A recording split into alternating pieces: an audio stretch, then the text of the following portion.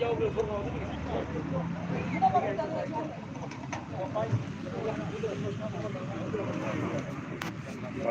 nói sao?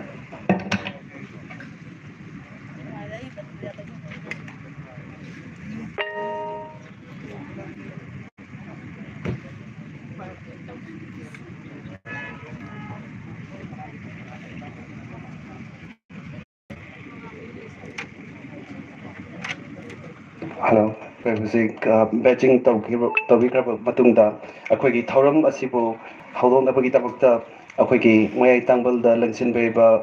akhoi sir Dr. S. Ipamsa Singh, Superintendent of Police, Thoubal District,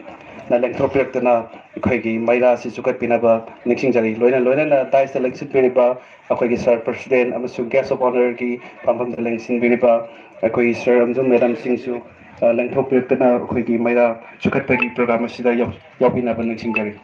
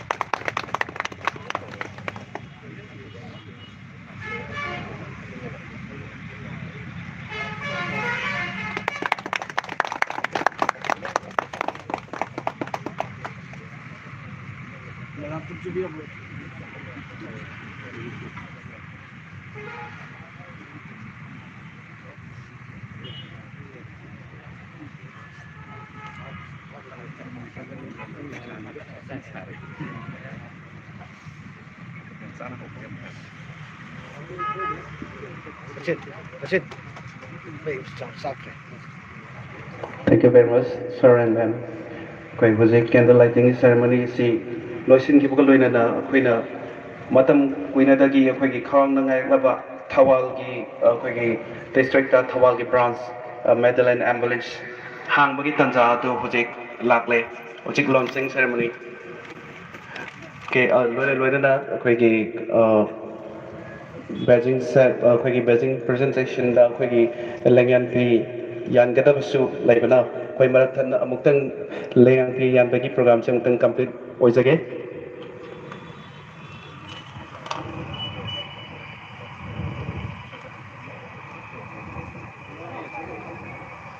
koi reception gi schedule sing amuktang luncheon bertana lengan pi yan bagi program simanda ga complete oibina ba ning singjari.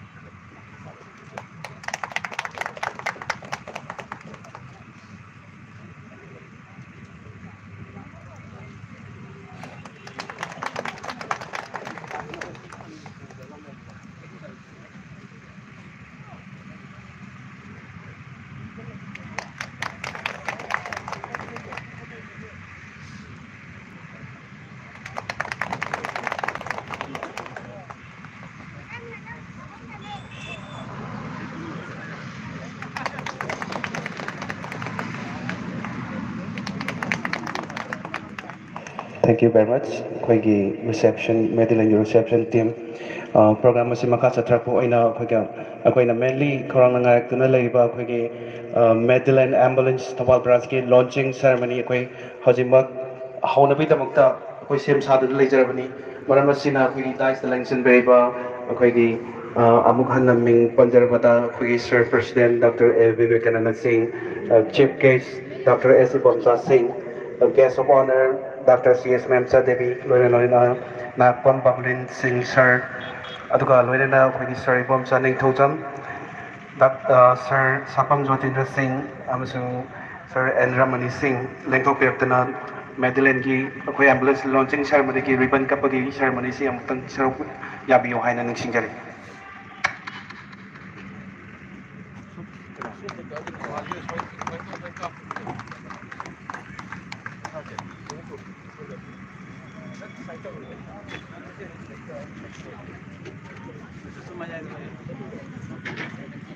ꯂꯣꯏꯅ ꯑꯩꯈꯣꯏꯒꯤ ꯃꯐꯝ ꯂꯥꯡꯗ ꯂꯦꯡꯁꯤꯟꯕꯤꯔꯤꯕ ꯑꯩꯈꯣꯏꯒꯤ ꯉꯁꯤꯒꯤ gas ꯃꯌꯥꯝꯁꯨ ꯉꯁꯤꯒꯤ ambulance ꯂꯣꯟꯆꯤꯡ ꯁꯦꯔꯃꯅꯤ programme ꯑꯁꯤ ribbon ꯀꯞꯄꯒꯤ ꯊꯧꯔꯝ ꯑꯁꯤꯗ ꯁꯔꯨꯛ ꯌꯥꯕꯤꯌꯨ꯫ ꯂꯣꯏꯅꯅ ꯑꯩꯈꯣꯏꯒꯤ ꯗꯤꯒꯅꯦꯇꯔꯤꯁꯤꯡꯗ ꯑꯩꯈꯣꯏ ꯈꯥꯝꯗꯨꯅ ꯂꯩꯔꯤꯕ ꯑꯦꯝꯕꯨꯂꯦꯟꯁꯀꯤ ꯃꯅꯥꯛꯇ ꯆꯪꯗꯨꯅ ꯑꯩꯈꯣꯏꯒꯤ ꯔꯤꯕꯟ ꯀꯞꯄꯒꯤ ꯁꯦꯔꯃꯅꯤ ꯑꯁꯤꯗ ꯃꯌꯥꯝꯁꯨ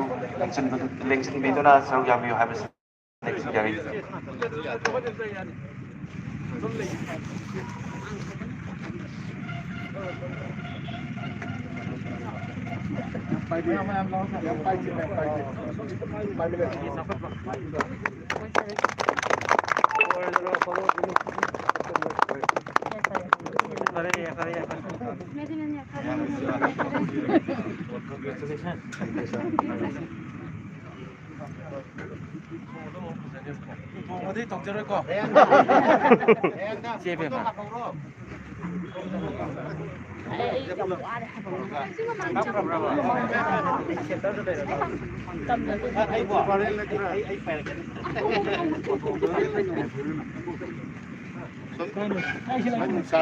ꯅꯨꯡꯁꯥ ꯃꯌꯣꯟꯁꯤ ꯌꯥꯔꯣꯏꯅꯦ ꯂꯣꯏ ꯃꯝꯁꯤꯟꯒꯗꯧꯕ ꯃꯥꯏꯁꯤꯡ ꯃꯃꯥꯡꯗ ꯔꯥꯎꯟ ꯑꯝꯇꯪ ꯌꯥꯎꯔꯗꯤ ꯐꯖꯅꯤꯗ ꯑꯦꯝꯕꯨꯂꯦꯟꯁꯀꯤ ꯗ꯭ꯔꯦꯁ ꯁꯦꯠꯄ ꯇꯤꯝꯁꯦ ꯂꯥꯛꯑꯣ ꯀꯦꯃꯦꯔꯥ ꯂꯣꯏ ꯄꯥꯏ ꯂꯩꯔꯦ ꯑꯗꯨꯅꯤ ꯃꯥꯛꯁ ꯄꯤꯔꯁꯦ ꯅꯣꯡꯃꯩ ꯌꯥꯎꯗ ꯌꯥꯔꯣꯏꯕ ꯈꯔ ꯐꯝꯕꯤꯔꯛꯎꯕ ꯀꯩꯅꯣ ꯃꯥꯛꯁ ꯄꯤꯔꯛꯑꯣ ꯃꯥꯛꯁ ꯑꯝꯇ ꯍꯥꯏꯗꯧꯑꯣ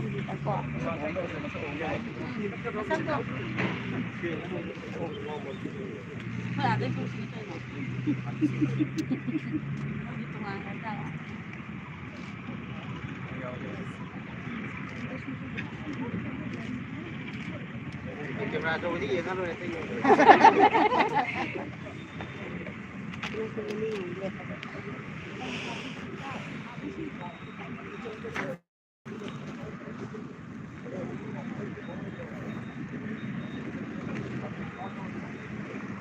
Thank you everyone. ꯑꯩꯈꯣꯏꯒꯤ Medilane ambulance launching program ꯑꯁꯤꯗ ꯁꯔꯨꯛ ꯌꯥꯕꯤꯕꯒꯤꯗꯃꯛꯇ program ꯑꯁꯤꯒꯤ ꯃꯈꯥ ꯆꯠꯊꯛꯆꯕ ꯑꯣꯏꯅ ꯑꯩꯈꯣꯏꯒꯤ ꯉꯁꯤꯒꯤ welcome address ꯄꯤꯕꯤꯅꯕꯒꯤꯗꯃꯛꯇ ꯀꯧꯁꯤꯟꯖꯒꯦ ꯑꯩꯈꯣꯏꯒꯤ HR assistant ꯑꯣꯏꯅ ꯂꯩꯕꯤꯔꯤꯕꯤ Miss Raja Sande Rose ꯕꯨ welcome address ꯄꯤꯕꯤꯅꯕ ꯀꯧꯁꯤꯟꯖꯔꯤ꯫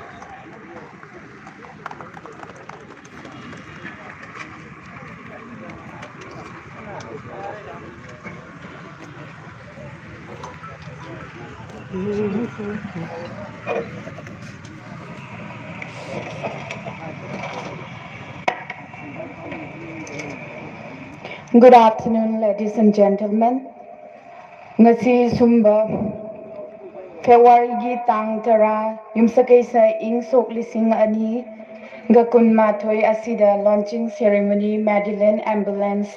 Thoubal branch ki oina ahanba hodokpagi thauram asida isagi achinba kayamuk kaithokpiraga lengsingbiraiba ahanba oina ikai khumnarabada matik charaba Ming oina pallabada Dr. Sir Ibomcha Singh, SP Thoubal District, Sarbusu, Haidinga Leitana Taramna Okchari. Ani subada ikai kumna jariba Ming oina panjarabada Thoubal District Hospital Asida, Medical Superintendent oina Thoupubiribi, Madam Dr. Memcha Devi Busu Taramna Okchari. Loinana ikai khumnajariba Slopeland Public School gi Principal Sir Babulin Meite amadi ikai khumnajariba Managing Director Padma Medicare gi Sir Dr. Vivekananda Singh makhoi busu hainingai leitana harauna taramna okchari amasung Sir Ibomcha Ningthaujam Scientist Department of Atomic Energy Government of India aduga ming oina panjarabada amukasu Sir Sapam Jotindra Singh Lecturer Hayrok Higher Secondary School amukasu Sir N Ramani Singh Professor Dorendo Memorial English School Hayrok Principal na ito, professor mo na. amadi ngasigi tinbiraiba media amadi thauram asibu mapung phahangani haina lengbiraiba pumnamak pusu hainingai leitana harauna taramna okchari maram aduna sigumba tanglaba thauram asibu mapung phana ishorna loinabibagani loinabi bagidamak ishorda mangol ni baga loinana egi wahedi swada tinsinjarage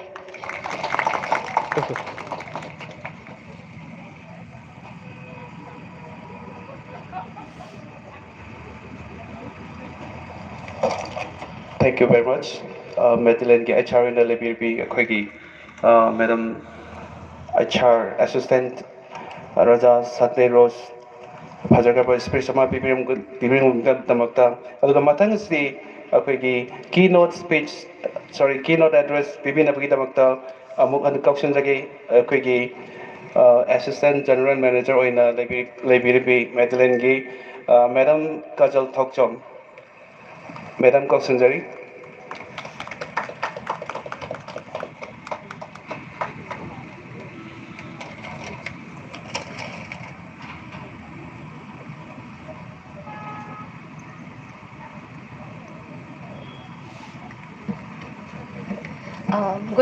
Good afternoon, everyone. Ngasi Good afternoon, everyone. Ngasi akoigi ahamba maktada Medilane Ambulance Thoban branch ki launching ceremony gi dais ta lengjin birba mingoi na hangat charabada President gi pam langda lengjin jariba Dr. A. Vivekananda, Managing Director of Padma Medicare, Chief Guest ki pamam langda lengjin jariba Dr. S. Ibomcha, Superintendent of Police, Thoban Police. Guest of honor ki pamam langda lengjin biriba Dr. C.H. Memcha Devi MS District Hospital Thoban Nahapam Bablin Sir Mete Principal Stockland Public School ahamba maktada mayamgi ahamba maktada punamapu aigi sigumba Medilane gi akoigi launching ceremony da lakpiribagi damakta taramna thagachari akoigi ngasi se akoi Medilane Ambulance Service ki akoigi se 4 years subiba 4 years complete oijare akoigi se Imphal area dadi Medilane Ambulance Service se yamna phajana complete oina fully service oijarabani adubo akoina Thoubal district ta so akoina high Wirabani chahi amarom gi mamangda akoina Thoubal office ta di Thoubal district ta di akoina Medilane Ambulance Service su haujarasi na akoina di arrange tawbal ujabani abubu level thibadagi haibatare akoina covid na maram oiduna akoina Thoubal district ta ambulance ambulance service haudopas da khitang delay ujare akoina oxygen medical oxygen supply di already akoina last year dagi di akoina service tamtamna haujarakpani adubu akoina siguma se Imphal district tadi akoina yam laina medical ambulance service akoina pijaba ngamjai haidi hoha hairakpa accident hairakpa haibalai adugumada akoina tuna yamna matam chana critical oiba yamna precious matam je akoina safe oiraga miyamgi seva tobiba miyamgi punsi kambiba se akoina kharamakta di oiraso akoina safe toba ngamjai adubu akoina atopa district tadi sugumba issue ji yam lae koidri mamangi hapta da gumbo oiramni swaida Thoubal gi district ki da khara haidok ya sama pada oigani accident da ne na call di lae koina khogi service accident service su koina dum yaujabani na ꯑꯗꯨꯗ ꯑꯩꯈꯣꯏꯅ ꯁꯔꯚꯤꯁꯁꯦ ꯑꯩꯈꯣꯏꯅ ꯄꯤꯕꯁꯦ ꯍꯦꯛ ꯉꯝꯖꯗꯕꯒꯨꯝꯕ ꯍꯦꯛ ꯑꯣꯏꯕ ꯍꯥꯏꯗꯤ ꯏꯝꯐꯥꯜꯗꯒꯤ ꯑꯃꯨꯛ ꯄꯣꯔꯣꯝꯄꯥꯠꯇꯅꯤ ꯑꯩꯈꯣꯏꯅ ꯍꯦꯗ ꯑꯣꯐꯤꯁ ꯑꯣꯏꯔꯤꯁꯦ ꯄꯣꯔꯣꯝꯄꯥꯠꯇꯒꯤ ꯑꯩꯈꯣꯏꯅ ꯁꯤꯐꯧ ꯂꯥꯛꯄꯁꯤꯗ ꯑꯩꯈꯣꯏꯅ ꯌꯥꯝꯅ ꯄ꯭ꯔꯤꯁꯤꯌꯁ ꯑꯣꯏꯕ ꯃꯇꯝꯁꯦ ꯑꯩꯈꯣꯏꯅ ꯑꯁꯤ ꯁꯦꯐ ꯑꯣꯏꯕ ꯍꯦꯛ ꯉꯝꯍꯧꯗꯕꯁꯦ ꯑꯗꯨꯅ ꯑꯩꯈꯣꯏꯗꯁꯨ ꯌꯥꯝꯅ ꯅꯨꯡꯉꯥꯏꯇꯕ ꯐꯥꯎꯕꯗꯣ ꯑꯩꯈꯣꯏꯅ ꯄꯨꯝꯅꯃꯛꯀꯤꯗ ꯁꯨꯃꯥꯏꯅ ꯄꯤꯕ ꯉꯝꯖꯗꯕꯁꯦ ꯑꯩꯈꯣꯏꯒꯤꯗꯁꯨ ꯌꯥꯝꯅ ꯊꯋꯥꯏ ꯅꯨꯡꯉꯥꯏꯇ ꯑꯣꯏꯕ ꯑꯗꯨꯅ ꯑꯩꯈꯣꯏꯅ ꯁꯨꯃꯥꯏꯅ ꯑꯦꯝꯕꯨꯂꯦꯟꯁ ꯁꯔꯚꯤꯁꯦꯁ ꯑꯩꯈꯣꯏꯅ ꯁꯨꯃꯥꯏꯅ ꯉꯁꯤꯗꯒꯤꯗꯤ 24 hours ꯁꯔꯚꯤꯁ ꯑꯣꯏꯒꯅꯤ ꯑꯩꯈꯣꯏꯒꯤꯁꯦ ꯑꯦꯅꯤ ꯇꯥꯏꯝ ꯀꯣꯜ ꯇꯧꯔꯛꯄ ꯃꯇꯝꯗ ꯁꯤꯒꯤ ꯉꯁꯥꯏꯒꯤ ꯏꯟꯀꯟꯚꯤꯅꯤꯌꯟꯁ ꯑꯣꯏꯕ ꯃꯌꯥꯝꯁꯦ ꯑꯩꯈꯣꯏꯅ ꯁꯤꯗ ꯁꯦꯐ ꯑꯣꯏꯔꯒ ꯍꯥꯏꯗꯤ ꯈꯤꯇꯪ ꯈꯛꯇꯪꯒꯤ ꯑꯣꯏꯗꯁꯨ ꯁꯦꯐꯁꯦ ꯑꯣꯏꯕ ꯍꯥꯏꯗꯤ ꯉꯁꯥꯏꯒꯤ ꯑꯅꯥꯕ ꯑꯣꯏꯔꯛꯄ ꯑꯣꯏꯇꯥꯔꯗꯤ ꯑꯦꯚ꯭ꯔꯤ ꯁꯦꯀꯦꯟ ꯈꯨꯗꯤꯡꯃꯛꯁꯦ ꯌꯥꯝꯅ ꯄ꯭ꯔꯤꯁꯤꯌꯁ ꯑꯣꯏꯕꯅꯤ ꯑꯗꯨꯅ ꯑꯩꯈꯣꯏꯅ ꯑꯗꯨꯃꯛꯀꯤ ꯁꯦꯐ ꯑꯣꯏꯅꯕ ꯑꯩꯈꯣꯏꯅ ꯁꯤꯗꯒꯤ ꯄꯨꯒꯗꯕꯁꯦ ꯍꯣꯁꯄꯤꯇꯥꯜ ꯑꯃꯗꯒꯤ ꯍꯥꯏꯗꯤ ꯊꯧꯕꯥꯜ ꯍꯣꯁꯄꯤꯇꯥꯜꯗꯒꯤ ꯑꯦꯅꯤ ꯍꯣꯁꯄꯤꯇꯥꯜꯗ ꯔꯤꯐꯔ ꯇꯧꯕꯗ ꯑꯩꯈꯣꯏꯅ ꯑꯦꯅꯤ ꯇꯥꯏꯝꯗ ꯑꯗꯨꯝ ꯑꯩꯈꯣꯏꯅ ꯁꯔꯚꯤꯁ ꯄꯤꯕ ꯉꯝꯒꯅꯤ ꯌꯨꯝꯗꯒꯤ ꯑꯅꯥ ꯑꯌꯦꯛ ꯍꯦꯛ ꯍꯥꯏꯔꯛꯄ ꯃꯇꯝꯗ ꯑꯩꯈꯣꯏꯒꯤ ꯑꯦꯝꯕꯨꯂꯦꯟꯁ ꯁꯔꯚꯤꯁꯗ ꯑꯩꯈꯣꯏꯒꯤ ꯋꯦꯜ ꯇ꯭ꯔꯦꯟ ꯏꯃꯔꯖꯦꯟꯁꯤ ꯃꯦꯗꯤꯀꯦꯜ ꯇꯦꯛꯅꯤಷಿಯꯟ ꯌꯥꯎꯔꯛꯀꯅꯤꯀꯣ ꯃꯣꯏꯅ ꯐꯥꯔꯁ ꯑꯦꯗ ꯐꯥꯎꯗꯤ ꯃꯣꯏꯅ ꯌꯨꯝꯗ ꯐꯥꯔꯁ ꯑꯦꯗ ꯄꯤꯔꯒ ꯍꯣꯁꯄꯤꯇꯥꯜꯐꯥꯎ ꯂꯥꯛꯄ ꯃꯇꯝꯗ ꯑꯩꯈꯣꯏꯅ ꯃꯇꯝꯗꯣ ꯈꯤꯇꯪ ꯁꯦꯐ ꯑꯣꯏꯅꯕ ꯑꯗꯨ ꯌꯥꯎꯔꯛꯀꯅꯤ ꯑꯩꯈꯣꯏꯒꯤ ꯒꯥꯔꯤꯁꯤꯗ ꯌꯥꯎꯔꯛꯇꯣꯏꯁꯦ ꯑꯗꯨꯒ ꯑꯩꯈꯣꯏꯒꯤ ꯆꯪꯗ ꯌꯥꯗꯕ ꯑꯩꯈꯣꯏꯒꯤ ꯕꯦꯁꯤꯛ ꯂꯥꯏꯐ ꯁꯄꯣꯔꯠ ꯌꯥꯎꯔꯛꯀꯅꯤ ꯑꯩꯈꯣꯏꯒꯤ ꯑꯦꯝꯕꯨꯂꯦꯟꯁꯁꯤꯗ ꯌꯥꯎꯔꯛꯀꯗꯕꯁꯦ ꯑꯩꯈꯣꯏꯅ ꯁꯨꯃꯥꯏꯅ ꯑꯇꯣꯞꯄ ꯃꯐꯝꯗꯁꯨ ꯑꯩꯈꯣꯏꯅ ꯄ꯭ꯂꯥꯅꯤꯡꯗꯤ ꯇꯧꯔꯤ ꯑꯇꯣꯞꯄ ꯂꯝ ꯍꯥꯏꯗꯤ ꯕꯤꯁꯦꯝꯄꯨꯔ ꯗꯤꯁꯇ꯭ꯔꯤꯛꯇꯁꯨ ꯑꯩꯈꯣꯏꯅ ꯍꯧꯗꯣꯛꯅꯕ ꯑꯩꯈꯣꯏꯅ ꯊꯨꯅꯁꯨ ꯇꯧꯔꯤ ꯃꯦ ꯕꯤ ꯑꯥꯐꯇꯔ 3-4 monthsꯇꯗꯤ ꯑꯩꯈꯣꯏꯅ ꯑꯗꯨ ꯕꯤꯁꯦꯝꯄꯨꯔ ꯗꯤꯁꯇ꯭ꯔꯤꯛꯇꯁꯨ ꯑꯩꯈꯣꯏꯅ ꯑꯦꯝꯕꯨꯂꯦꯟꯁ ꯁꯔꯚꯤꯁꯦꯁ ꯁ꯭ꯇꯥꯔꯠ ꯇꯧꯅꯕ ꯍꯧꯖꯔꯤ ꯑꯗꯨꯒ ꯁꯨꯃꯥꯏꯅ ꯑꯩꯈꯣꯏꯅ ꯃꯐꯝ ꯈꯨꯗꯤꯡꯃꯛꯀꯤ ꯃꯅꯤꯄꯨꯔꯒꯤ ꯑꯦꯅꯤ ꯄꯥꯔꯠ ꯑꯣꯐ ꯗ ꯃꯅꯤꯄꯨꯔꯗ ꯑꯩꯈꯣꯏꯅ ꯁꯨꯃꯥꯏꯅ ꯁꯔꯚꯤꯁꯁꯦ ꯄꯤꯕ ꯉꯝꯅꯕ ꯑꯩꯈꯣꯏꯅ ꯀꯟꯅ ꯍꯣꯠꯅꯖꯔꯤ ꯃꯌꯥꯝꯒꯤ ꯁꯦꯕꯥꯗꯁꯨ ꯆꯤꯡꯒꯤ ꯃꯐꯝꯗꯁꯨ ꯑꯩꯈꯣꯏꯅ ꯌꯥꯝꯅ ꯂꯥꯏꯕꯛ ꯊꯤꯕ ꯍꯥꯏꯒꯗ꯭ꯔꯥ ꯃꯣꯏꯒꯤꯗ ꯑꯃꯨꯛ ꯑꯩꯈꯣꯏꯅ ꯇ꯭ꯔꯥꯟꯁꯄꯣꯔꯇꯦꯁꯟꯁꯦ ꯂꯩꯇꯕꯅ ꯃꯔꯝ ꯑꯣꯏꯗꯅ ꯍꯥꯏꯗꯤ ꯏꯚꯟ ꯁꯥꯏꯀꯜꯗ ꯑꯅꯥꯕ ꯄꯨꯔꯒ ꯆꯠꯄꯒꯤ ꯋꯥꯔꯤꯒꯁꯨ ꯌꯥꯝꯅ ꯌꯥꯎꯔꯦ ꯑꯩꯈꯣꯏꯒꯤꯁꯦ ꯑꯗꯨꯃꯥꯏꯅ ꯑꯩꯈꯣꯏꯅ ꯁꯔꯚꯤꯁꯁꯦ ꯑꯩꯈꯣꯏꯅ ꯆꯤꯡꯒꯤ ꯃꯐꯝꯗꯁꯨ ꯄꯤꯕ ꯉꯝꯃꯗꯤ ꯈꯔ ꯐꯥꯎꯗꯗꯤ ꯑꯩꯈꯣꯏꯅ ꯁꯃꯥꯖꯀꯤ ꯁꯦꯕꯥ ꯇꯧꯕꯤꯕ ꯉꯝꯒꯗ꯭ꯔꯥ ꯍꯥꯏꯅ ꯈꯟꯖꯔꯤ ꯑꯦꯛꯖꯥꯝꯄꯜ ꯑꯣꯏꯅ ꯑꯩꯅ ꯍꯥꯏꯕꯗꯗꯤ ꯑꯩꯒꯤ ꯌꯨꯝꯁꯦ ꯀꯩꯁꯥꯝꯄꯥꯠꯇ ꯑꯣꯏꯔꯦ ꯏꯝꯐꯥꯜ ꯗꯤꯁꯇ꯭ꯔꯤꯛꯇ ꯑꯩꯒꯤꯗꯗꯤ ꯑꯦꯅꯤ ꯇꯥꯏꯝꯗ ꯏꯁꯨ ꯂꯥꯛꯄ ꯃꯇꯝꯗ ꯑꯩꯒꯤ ꯌꯨꯝꯒꯤ ꯐꯦꯃꯤꯂꯤꯒꯤ ꯑꯩꯒꯤ ꯅꯨꯡꯁꯤꯖꯔꯕ ꯑꯩꯒꯤ ꯔꯤꯂꯦꯇꯤꯚꯁ ꯃꯌꯥꯝꯒꯤ ꯑꯦꯅꯤ ꯏꯁꯨ ꯂꯥꯛꯄ ꯃꯇꯝꯗ ꯐꯣꯟ ꯑꯃ ꯇꯧꯕꯗ ꯃꯤꯅꯤꯠ 5ꯒꯤ ꯃꯅꯨꯡꯗ ꯑꯩꯈꯣꯏꯒꯤ ꯑꯦꯝꯕꯨꯂꯦꯟꯁꯁꯦ ꯂꯥꯛꯄ ꯉꯝꯃꯦꯕ ꯑꯦꯝꯕꯨꯂꯦꯟꯁ ꯇꯤꯝꯁꯦ ꯍꯦꯛ ꯂꯥꯛꯇꯥꯔꯗꯤ ꯑꯩꯈꯣꯏꯅ ꯈꯤꯇꯪ ꯍꯛꯆꯥꯡꯗꯁꯨ ꯈꯤꯇꯪ ꯅꯨꯡꯉꯥꯏꯕ ꯐꯥꯎꯖꯩ ꯀꯩꯒꯤꯅꯣꯗ ꯃꯣꯏꯗ EMT ꯌꯥꯎꯔꯛꯄꯅꯤ ꯅꯔꯁ ꯌꯥꯎꯔꯤ ꯏꯚꯟ ꯗꯣꯛꯇꯔꯁꯨ ꯌꯥꯎꯔꯛꯄꯅꯤꯅ ꯃꯣꯏꯅ ꯄꯨꯔꯥ ꯁꯦꯞ ꯇꯧꯕꯤꯔꯅꯤ ꯍꯥꯏꯅ ꯑꯩꯈꯣꯏꯅ ꯍꯥꯏꯗꯤ ꯅꯨꯡꯉꯥꯏꯅ ꯑꯩꯈꯣꯏꯅ ꯂꯩꯕ ꯉꯝꯖꯩ ꯑꯗꯨꯃꯥꯏꯅ ꯁꯣꯝꯗꯁꯨ ꯊꯧꯕꯥꯜ ꯗꯤꯁꯇ꯭ꯔꯤꯛ ꯑꯣꯏꯇꯥꯔꯁꯨ ꯊꯧꯕꯥꯜ ꯗꯤꯁꯇ꯭ꯔꯤꯛꯅ ꯀꯣꯟꯒꯗꯕ ꯖꯒꯥ ꯃꯌꯥꯝꯁꯦ ꯁ꯭ꯋꯥꯏꯗ ꯍꯩꯔꯣꯛ ꯈꯥꯡꯉꯕꯣꯛ ꯑꯩꯈꯣꯏꯅ ꯑꯅꯝꯕ ꯖꯒꯥꯁꯦ ꯑꯩꯈꯣꯏꯅ ꯀꯚꯔ ꯑꯞ ꯇꯧꯕ ꯉꯝꯇꯥꯔꯗꯤ ꯁꯤꯒꯨꯝꯕ ꯑꯩꯈꯣꯏꯅ ꯁꯦꯐ ꯇꯧꯕ ꯃꯌꯥꯝꯒꯤ ꯂꯥꯏꯐꯁꯦ ꯈꯤꯇꯪ ꯐꯥꯎꯗꯗꯤ ꯁꯦꯐ ꯇꯧꯕ ꯉꯝꯅꯕ ꯑꯩꯈꯣꯏꯅ ꯍꯣꯠꯅꯖꯔꯤ ꯑꯗꯨꯒ ꯑꯩꯈꯣꯏꯅ ꯊꯨꯅ ꯑꯩꯈꯣꯏꯅ ꯑꯇꯣꯞꯄ ꯃꯐꯝ ꯕꯤꯁꯦꯝꯄꯨꯔꯗꯁꯨ ꯑꯩꯈꯣꯏꯅ ꯇꯧꯖꯔꯅꯤ ꯑꯗꯨꯒ ꯀꯩꯒꯨꯝꯕ ꯑꯩꯈꯣꯏꯅ ꯁꯤꯒꯤ ꯑꯦꯝꯕꯨꯂꯦꯟꯁ ꯇꯧꯔꯒ ꯃꯈꯥ ꯇꯥꯅ ꯑꯩꯈꯣꯏꯅ ꯅꯔꯁꯤꯡ ꯀꯦꯌꯔꯁꯨ ꯑꯩꯈꯣꯏꯅ ꯄꯤꯔꯛꯀꯦ ꯍꯥꯏꯅ ꯁꯦꯞ ꯇꯧꯖꯔꯤ ꯍꯥꯏꯗꯤ ꯌꯨꯝꯗꯁꯨ ꯑꯩꯈꯣꯏꯒꯤ ꯑꯍꯜ ꯅꯠꯇ꯭ꯔꯒꯅ ꯑꯩꯈꯣꯏꯅ ꯈꯤꯇꯪ ꯑꯅꯥꯕꯗ ꯑꯩꯈꯣꯏꯅ ꯁꯦꯕꯥ ꯇꯧꯕꯗ ꯈꯤꯇꯪ ꯍꯥꯏꯗꯤ ꯋꯥꯕ ꯈꯣꯠꯄ ꯂꯩꯕꯁꯨ ꯑꯩꯈꯣꯏꯅ ꯈꯖꯤꯛꯃꯛꯇ ꯑꯣꯏꯔꯒꯁꯨ ꯑꯩꯈꯣꯏꯅ ꯁꯦꯕꯥ ꯇꯧꯕꯤꯕ ꯉꯝꯖꯕꯒꯤ ꯑꯣꯏꯅꯕꯒꯤꯗꯃꯛꯇ ꯑꯩꯈꯣꯏꯅ ꯀꯩꯅꯣ ꯇꯧꯖꯔꯤ ꯁꯤ ꯍꯥꯏꯖꯔꯒ ꯂꯣꯏꯁꯤꯟꯖꯔꯤ thank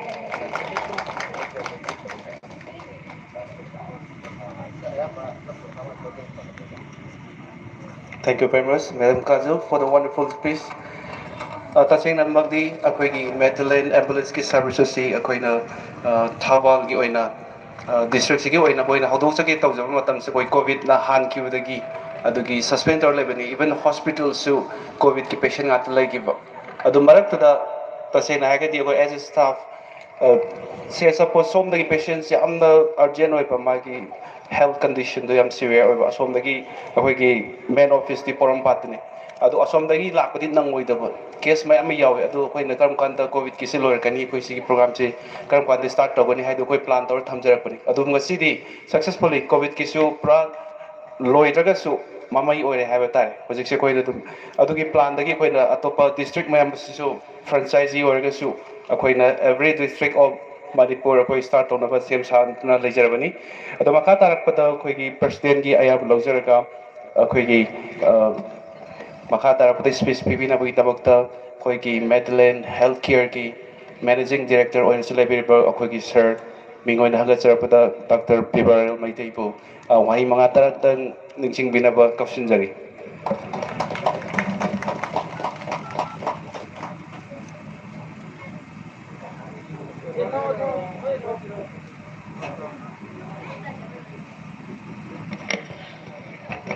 Ngasigi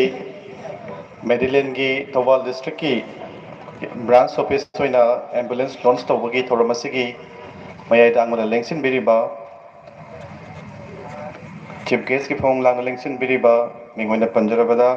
sir Dr. Ibomcha Superintendent of Police Thoubal guest shop owner ki phong lang lengsin biriba sir Nahak Pondra lecturer Hero Higher Secondary School Madam Memsa Medical Superintendent Thoubal District Hospital amadi punamapu ikai khomna bochari lunana thoramasibu lengpin lengbi yaubidi Medilane staff ki mama mapa sing children sing amadi khangabo ki club ki president sing amadi thoramasibu yauba lakpiro punamapusu ahanumaktada ikoknona khurumjari ngasi se akoina matam kya gi tungdagi akoina mamangdagi ningjarakpa mangla namat pangphaunabada adugi matik harau pokche ngasai akoi mamangda sungang biramba akoi check kajalna haibirame mamangda akoi ambulance service si Manipur pumbagi akoi haunagi plan tawada Thoubal district sina khara hena akoi mi masing sutaba aduga akoi nasuk thamoida yamna aigi sohorok phamoiba lam oibanina khara hena tawningbagi apambadu leibaga akoi hona jabani tawadabu covid lakhibadagi akoi kha thengthare tasengna akoi ambulance service si imphal gi jaga singdadi yamna thuna yamna fazana service piba service akoi oijare akoi road ambulance dagi horaga air ambulance pawgi service akoi piduna lakchari tawadabu Thoubal district ki oina hairiba service asi ngasai mamangdasu haibiramba any anakpa jaga da akoi accident nama thoe na khalase accident gi mateng pangna honabada akoi lakturi si imphal lagi lakpanina miyoibagi punsi si yamna maruiba yamna akaknaba kharagi yamna aruba golden hour da de akoi hek namdaba mayam gi thajaba thamjari aduga loina makha tarakpada akoi Thoubal district ki soina Medilane gi services lejariba home nursing care gi services sing medical oxygen delivery gi service doctor appointment lauba online da consultation tawba service mayam se imphal da leriba service ta phangiba sumaina Thoubal district amasung Manipur gi atopa lemhoriba district kudingmakta akoi atubu matamda phanganaba gi thorang akoi lejare mayamda atubu matamda phanganaba akoi mayam gi mateng sunijari duge sorgi thawjal sunijaraga phanganaba honajage ngasigi si yam harau mandana ai haibasu ngamjadre the Medilane chakhat akoi lakhat charliba thoram sing asi mayamna sahajok pibiu do aina ningsing jedingba mana hoina tawjariba ambulance service da any road accident lambida thokpa accident khudingmaki ngasi fawbada Medilane akoi gi free ambulance service amasung akoi first aid pibagi service akoi piduna lakchari hariba service sisu Thoubal district tasu akoi hariba same service ase akoi chatha jagani haibadu mayamda ngasi amuk kanda ningsing jaramge ngasi fawbada lambiga accident ga mailinaba call akoi chamaga lising amaga samga muki matak lakre maduda akoina lising amaga chani gi matak tade akoi free ambulance service piduna miyoiba kaya amagi akoi punsi kanbada mateng pangjakre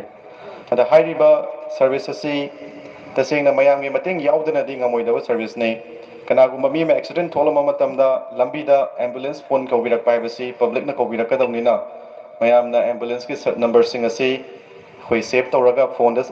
save tawraga thamjinbiyo lambi lamkhangda aigonda tholoktagasu lambi da kanaguma accident thokuma matamda hojikti manak nakpa gari ama pharaga pubagi mahutta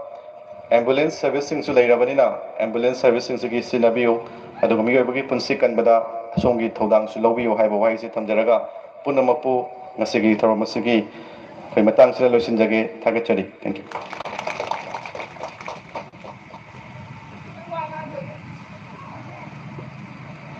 Thank you very much.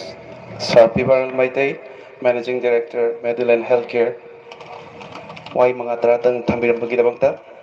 Achumang ni ngasiba hoda khoi gi Medilane ambulance na khoi gi accident ki damakta di khoi na free service pijai. Adubu taseng namak khoi na thengnajabasi accident si magi patient gi condition gi matung ele yamna severe orgadi lambi da lakpa garin da hapa sakip sule khoi na hangjabada khoi lakpa nangadra khoi sing da lakani patient hold do thamna man pick up to bungam jai ꯄꯣꯔꯣꯝꯄꯥꯠꯇꯒꯤ ꯂꯥꯛꯄ ꯅꯪꯒꯗ꯭ꯔꯥ ꯑꯗꯨꯗꯤ ꯌꯥꯔꯔꯣꯏ ꯍꯥꯏꯔꯒ ꯇꯣꯛꯈꯤꯕ ꯉꯥꯛꯇꯅꯤ ꯑꯗꯨꯕꯨ ꯑꯩꯈꯣꯏꯒꯤ ꯁꯤꯗꯩꯗ ꯑꯩꯈꯣꯏ ꯒꯥꯔꯤ ꯃꯇꯤꯛ ꯆꯥꯅ ꯂꯩꯒꯗꯧꯔꯕꯅꯤꯅ ꯊꯧꯕꯥꯜ ꯁꯥꯏꯠꯀꯤ ꯍꯥꯏꯗꯤ ꯍꯥꯏꯕꯕꯨꯗꯤ ꯍꯩꯇꯦ ꯑꯗꯨꯕꯨ ꯑꯦꯛꯁꯤꯗꯦꯟ ꯑꯁꯤꯗꯤ ꯇꯣꯏꯅ ꯑꯗꯨꯝ ꯊꯣꯛꯄꯅꯤꯅ ꯃꯁꯤ ꯑꯩꯈꯣꯏ ꯊꯧꯕꯥꯜ ꯁꯥꯏꯠꯀꯤꯗꯤ ꯏꯔꯥꯏ ꯂꯥꯏꯅ ꯀꯚꯔ ꯇꯧꯕ ꯉꯝꯃꯒꯅꯤ ꯍꯥꯏꯕꯁꯤ ꯋꯥꯐꯝ ꯑꯁꯤ ꯊꯝꯖꯒꯦ ꯑꯗꯨꯒ ꯑꯩꯈꯣꯏꯒꯤ ꯄ꯭ꯔꯣꯒ꯭ꯔꯥꯝꯒꯤ ꯃꯈꯥ ꯆꯠꯊꯖꯔꯛꯄ ꯑꯣꯏꯅ ꯃꯊꯪꯗ ꯑꯃꯨꯛ ꯀꯧꯁꯤꯟꯖꯒꯦ ꯑꯩꯈꯣꯏꯒꯤ ꯁ꯭ꯄꯤꯆ ꯄꯤꯕꯤꯅꯕꯒꯤꯗꯃꯛꯇ ꯑꯩꯈꯣꯏꯒꯤ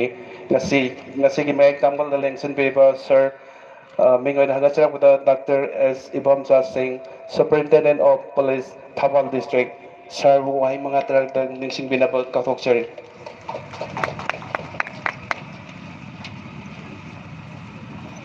ꯍꯧꯖꯤꯛ ꯋꯥ ꯉꯥꯡꯈꯤꯕꯗꯣ ꯍꯧꯖꯤꯛ ꯉꯥꯡꯈꯤꯕ ꯅꯨꯄꯥꯗꯣ ngasi Medilane gi Thoubal branch ki oiba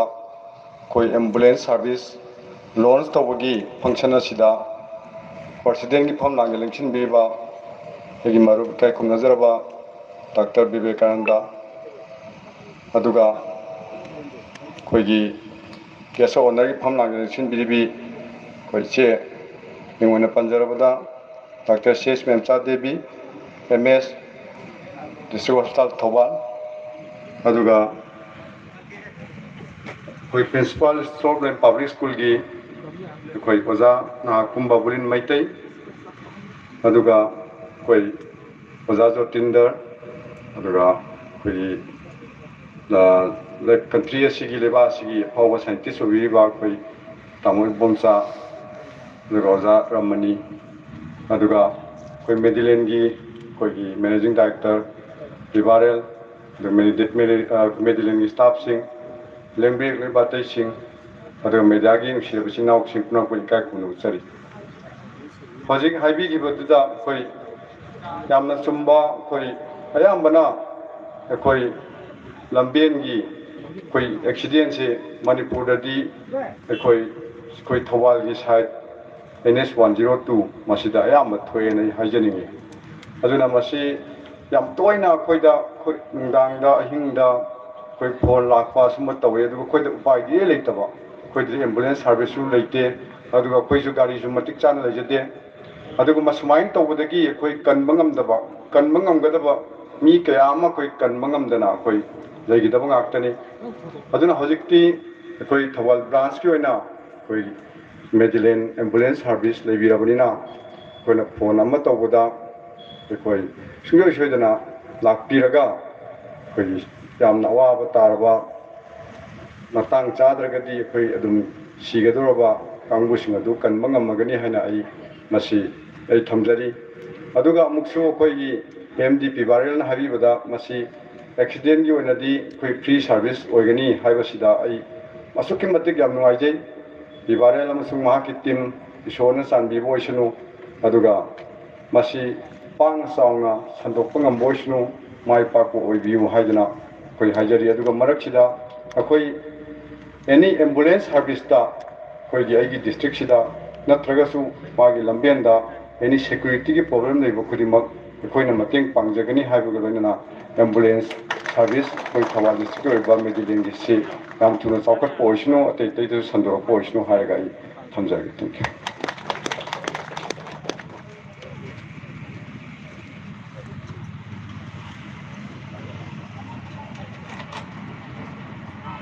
Thagachari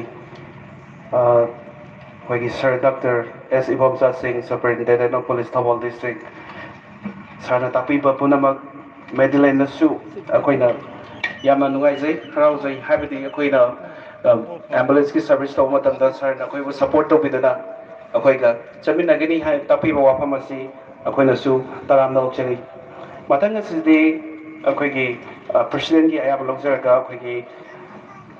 guest of honour ꯂꯛꯇꯒꯤ ꯑꯩꯈꯣꯏ ꯀꯧꯊꯣꯛꯆꯒꯦ ꯋꯥꯍꯩ ꯃꯉꯥ ꯇꯔꯥꯇꯪ ꯍꯥꯏꯕꯤꯅꯕꯒꯤꯗꯃꯛꯇ doctor CH Memcha Devi MS District Hospital Thoubal ꯃꯦꯗꯥꯝꯕꯨ ꯋꯥꯍꯩ ꯃꯉꯥ ꯇꯔꯥꯇꯪ ꯍꯥꯏꯕꯤꯅꯕ ꯀꯧꯊꯣꯛꯆꯔꯤ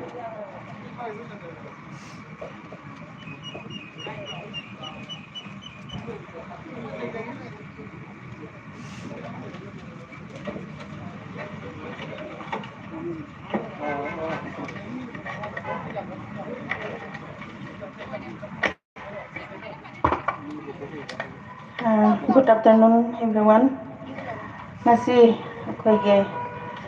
yamna maruoiba program ne na hangna loje habadi ngasi launching ceremony for ambulance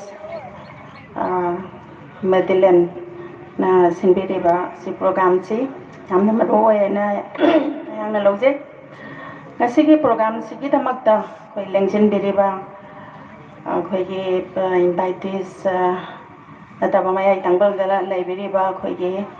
Chief guest oina lengsin biriba Dr. S. Bomsa, Superintendent of Police, Thoubal District, Mathangda, Dr. A. Vivekananda, Amadi Dr. Nahak Babulen Maitei, Madi guest on Nargi Pam Langda lengsin biriba, Sari Bomsa scientist, Sapam Jotendra, Amadi, and Ramani. Ahmad Magdadai kai khumdaba ujare ngasi habati aina namna nungaijabadi karino haibada ahangna 2019 gi March ta District Hospital Thoubal da join tawbalak jaba matam sida akhoi gi hospital si akhoi gi yengbadadi adum building adagi magi lairiba yam spaces oiba mafam saba khoigi highway gi head nakalda laiba adugumba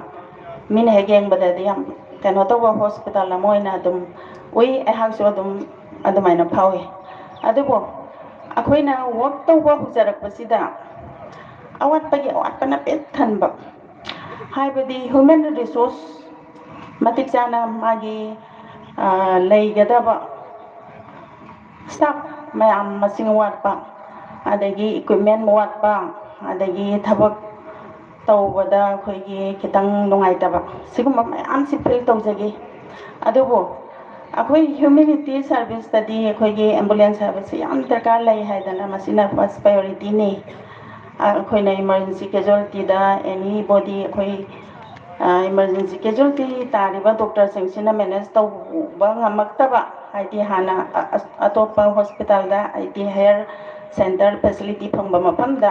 koi refer tawgi haina khalakwa matamda koi ambulance lairamde masigi awaba ma dum aingonda kari haidare awaba haibadi as a superintendent adum mayamgi complaint ambulance biwo refer tawna patient haidana adum mayam mama lakhiba laigiba adudagi aina akhoi DC madam en bandana da aina wari sajaraga madam ambulance amkada di thamdaba yaroi akhoi health ki side de jo akhoi da issue torok balairamde maramaduna ambulance yam darkar laise emergency service ke kaino da Thoubal district habase yam chawba population ni adugi su mathakta akhoi highway me ada laibani na accident da ki kari dagi adagi heart attack patient any emergency adugumba se am darkar lai haidana aina madam da wari sajare madam na haire red quotation loro ado any source tagi khoigi laiba yabagi habadi topa khoigi SBI gumba natraharaga topa department tagi akhoina request tawraga laibra yaba yengsi haidana ai akhoigi Dr. Vivekananda da ai nongma chacharaga ai ambulance ke red quotation lowi ko doctor adu tawraga ai samiti tawjagare aduga ai hona deba dinati habani ai no chari se hai ambulance service habse am darkar lai haba aduduna aina dumai tawraga plan thoge adubo ai health ki side so ai kachai kaino da khoigi this hospital sigi oiba chapcha bai ambulance ama haidi advance khoigi life saving oiba adugumba haidi all equipment ngeloina adugumba Saba ambulance sama view haidana adugo hoji pawo madugi kari haidara response natraga adugi potu phangba laitri aduna ngasi akhoi Medilane na asigumba ambulance ki service si lunch to base angonda haibadi aigi awabadu tangkhai amadi aidi potharagani haina ko ꯑꯩꯅ ꯑꯗꯨꯃꯥꯏꯅ feel ꯇꯧꯖꯩ ꯑꯗꯨꯅ ꯌꯥꯝꯅ ꯑꯩꯈꯣꯏꯒꯤ energetic ꯑꯣꯏꯔꯤꯕ doctor ꯄꯤꯕꯥꯔꯦꯜ Meitei ꯊꯥꯒꯠꯆꯔꯤ सिगुम्बा याम thirsted ओइबा याम affordable accessible ओइबा मौंगदा सिगुम्बा service सि अखोइगी hospital सिदसु फंगनबा अदुगा Thoubal district सिदा लैरिबा अखोइगी मियोइबा सिंगदा दरकार लापा मतमदा फंगनगनी हाबगी अदुगुम्बा याम चाउबा थाजबा थंबिबासे यामना नुंगाइजै अदुगा अखोइगी डिस्ट्रिक्ट सिदा लैरिबासी अखोइगी पॉपुलेशन से अखोइगी यामे तवलसुं अखोइगी मसिदा अखोइगी इनाखन बगातदि नते लाइरबसु मयाम अमा लैको अदुदना अखोइ हयेंग सर्विस से लाइरबा अमना एफोर्डेबल ओइबा मोंगदा अदुगुम्बसु खितंग खंदबिरगा करम्बा अदगी सीएमएसटी कार्ड कुम्बा पाइरगा PNJY कार्ड कुम्बा पाइरगासु अदुमदगी खरा मखै जम तौबा याबगी अदुगुम्बा थंबिरगासु अमुक्का हेन्ना नुंगाइगनी हैना खंजै मसिसु अमतंग दि मैनेजिंग डायरेक्टर ना खनबिबसु अदुम पामजै आई याम थोदोंना वांगांगुसु हैजदे वहाई खरसी थमजरगा आई मतांग सिदा तेंजनजै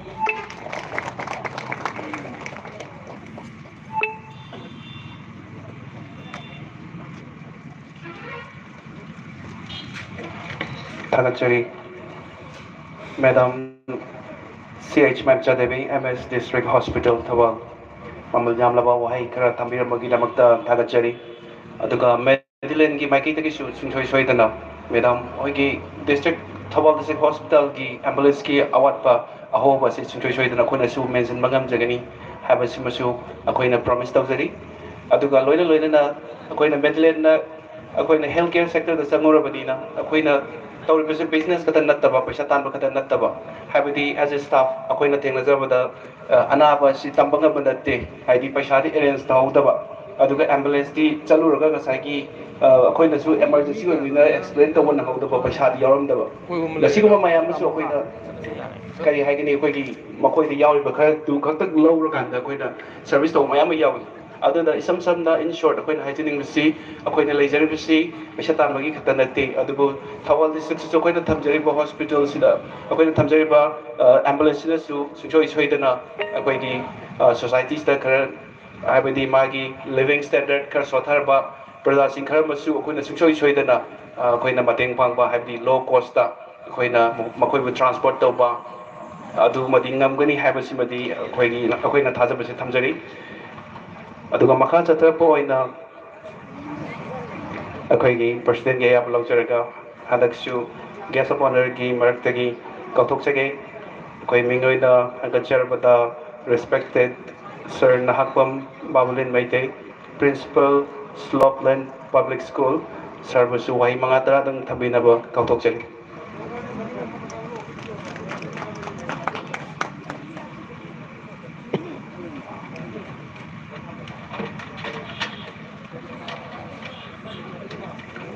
Kai kamnan jadi bangasi Medilane ki ambulance ki Thoubal district ki haudok thorum da selection biliba district police officers superintendent of police amadi district hospital ki superintendent amadi Padma Medicare ki MD atopa guest of honor sing Punamapu ina ahan mamaktada anbada kai khunaba thamdari loinana ngasigi invitees wana lembiradriba thoram sigi lapirba kudamaksu aina kai khunaba thamjage tu iroi loinana koi functional sigi host oibiriba akoi gidi satra oina thokiba Dr. Pibaren Dayananda mahakunda credit kudamakse thamjage ahanbada masai Dr. Pibaren su thamgre atopa superintendent su thambire superintendent su haibidi medical superintendent na madudi ambulance की अवाट district लई हाइदना अदुगा साइबोम जाना सु थंबिगरे हाइबदी डिस्ट्रिक्ट अथॉरिटी ओइरिबा अनिसना यामना बेक सेना डिस्ट्रिक्ट सेदा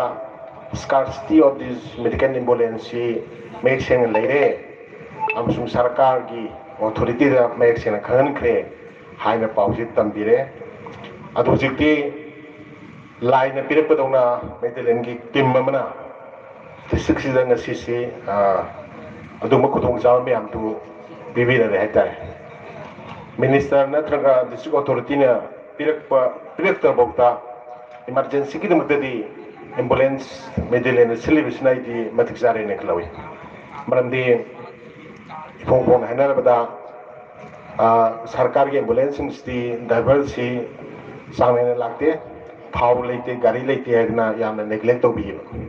अन मोय लेदु छोपुदी मेडिलेन लेबन फेयो अदुना हुजिक्ति मेडिलेन की नंबर से अखोई पुनमना खंगन मथोक ताई देरंदा हाइबदी मियाम सिदा यामना मेडिलेन की नंबर से ngasimak su ito thambiba pai selaiba mi cham chanisna paibineba adu maruina saibom chamadi medam memcha hoina masi paibiba yam pai maramdi district hospital amsung police da thambiba pai any police sub constable amana bogwa at the time of needs Medilane Kobina Bahitare. Some Jamba, you will learn to this hospital, no related to Medilane Kobiki and Matin Pangana Bahitare. Start with the Kandi Godo, start to work the hospital, she President Mato in Lose, I queen a conservative the Adana, slave starts in Sina, Dum Medilane service over the Pesasu home period, Adoga emergency extend the cleaners to hire. Masi line and other Panana Dose. अदुना मेडिलेन सी Guinness world record of चंबे आपसानी मदुदी टेलब मागी मपुंसी देसदा हाइबदी service हम कुइद्रीबे मेडिलेन हदोरे से सिदा मिलिसिंग मचनी की एक्सीडेंट सर्विस तोगरे गाइसी it is the perhaps Manipur the अहनबा रिकॉर्ड रंदो माली कनाबदना मसी हॉस्पिटल मतना नत्रगा डॉक्टर अमतन मसी तौहिद्रब सर्विस ने मेन काइंड अदर मसी दी डॉक्टर दयानंद की पब्लिसिटी हैतेबेनी हैरदी रिकॉर्ड में अवार्ड याम लौ याचने अदर मसी याम थगत याम चौपक देन द सी याम नहा ओइब डॉक्टर नि कोई स्लोगन ने होखिबनी अदो मागी तुंगी फ्यूचर सी याम हेतारे मागी थबक सी मागी गाड़ी याम दबा Giwa kikina na may sabak sam innovative boy bhaitar yamna as hati miun na please ambulance sama private organization run to bohropa amadi makal ki facilities nam phangalak ba huwa si masi thabak wen urakan yam chambiyani no ahan madadi kanam khangdadna lairam misini ne sumai tawdna mayamna kanam khangdaba samjama thabak mayam su puthokdna lairi mayam sna aduna thabak phangdaba larik hadai su haiba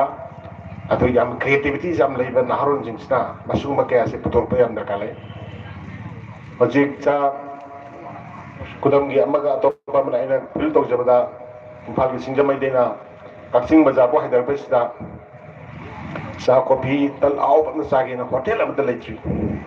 thaina ko de pisik ping ide pa mayang hotel biari hotel ngoma kari ngoma tana natra pakang le sabe restaurant na tana masi Manipuri singsi sabi habit le tabai na traga mindset si creativity si wat peda anan hotel si utok tana paisa jam tambe ya ba aduga miyam ki asagi hygienic koi ba aduga asagi pot punamak si amna nitno wan si phangan miyam dra kale ya ba ko aduga masuk si awat pa me kuduma mani panjabi ani suma kya su tawbi ani paisa jam tambe ya ba ni Semaina tamjage duna Medilane si magna managing director oina leader oina ubiyani do punmangna Medilane si support obam thui amasung aikhoina mi pung khudumata Medilane ni matang bari sabatai paisa pai ba khar gatana gari wai ba ngambani sena kana paisa pai ba ngamdaba resi hospital pukalai si superintendent madam oi de khangbirangoni gari imphal tan pukhana ba thengba angan ba matang gari si pukhana ba patient like the 50% of the patients say the helamudran khalle madu Medilane gi mateng lauragadi punna chakhanminani khale Medilane si long live Medilane haroi beda Medilane nataba wafam suggestion dawjage masigi lampak si khangboki basu ground haina ba male ado masi akoi ge rikshe low lying area oina nungju thadu kan sina biya daba ado district officer sina di DC na traga police na di yam important oina Manipur government yam sina lampak ni amroi ba hitare aduna masi lampak se sungape kamaina Muziki si highway semi ba GR construction kamu se, mesti public service am tahu ne ba. Hati moigi polisi se, am gentleman mesti construction company se, megi thungan dalerita na terkari magi nitnuan semen se, lanai oyu community oyu macam-macam se sembi nama sabi am tahu bi ne moi se, moi polisi mal. Aduna si lanai oyu ne slow biaya highway me letar de dubo, si lampak se moi thon bi highway ne ba. Saibom Chaki si office mamang sulai dan Saibom Chana CM ilaga basugi khangboki kalap kamu torgane sile baksi thon bio na hai bio bako moi yam thuna thulong ni khale si hajarga ai ka phung kristan je thank you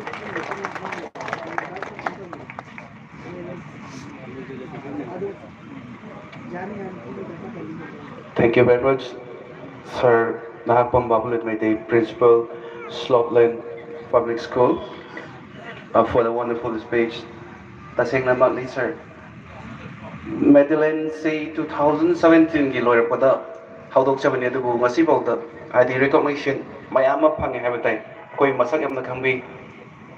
habadi mage imda chatpada koi home care gi orgasu ambulance gi orgasu Medilane the first preference piraga habatai akoi dana kawbirakpa yamna mamin chapa habadu oi masi puna mok akoi gi